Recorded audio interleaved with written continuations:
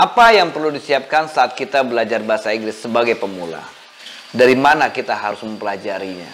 Masih mungkinkah kita belajar bahasa Inggris meskipun umur sudah tidak muda lagi? Jawabannya bisa.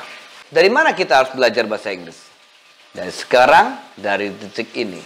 Lalu pertanyaan selanjutnya, apa yang perlu dilakukan untuk belajar bahasa Inggris pertama kali? Ini yang menarik. Persiapan pertama kali dalam belajar bahasa Inggris sebagai pemula adalah membangun percaya diri dulu. Bagaimana caranya?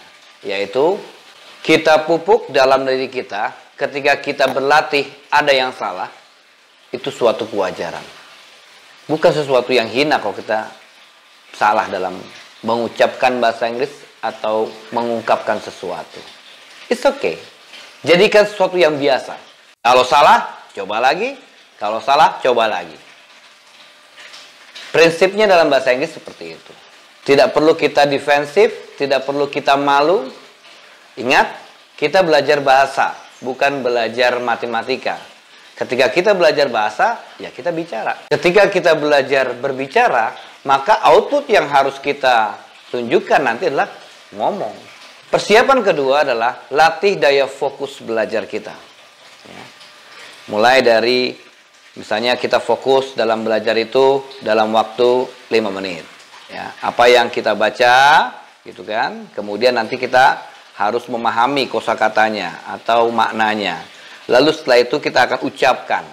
Lalu setelah itu kita akan lakukan dengan mimik, dengan gesture, dengan body language. Nah, itu dibutuhkan sebuah sinkronisasi. Dan kita butuh fokus. Gak apa-apa, mulai fokus dari 5 menit, 10 menit, sampai 15 menit. Tapi kita mulai harus bangun daya fokus itu. Persiapan yang ketiga adalah membangun daya juang yang tinggi. Karena dalam belajar itu, kadang kita akan menghadapi sebuah kesulitan.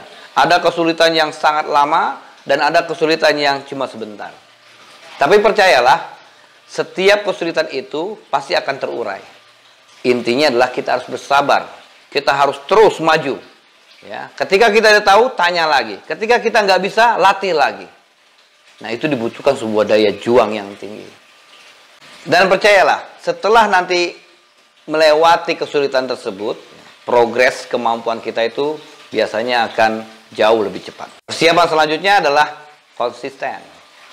Latih apa yang sudah kita tahu, latih apa yang sudah kita pahami, latih apa yang sudah kita kuasai. Jangan sampai kita sudah tahu bab 1, ketika masuk ke bab kedua, bab satunya lupa. Nah, itu yang sering terjadi.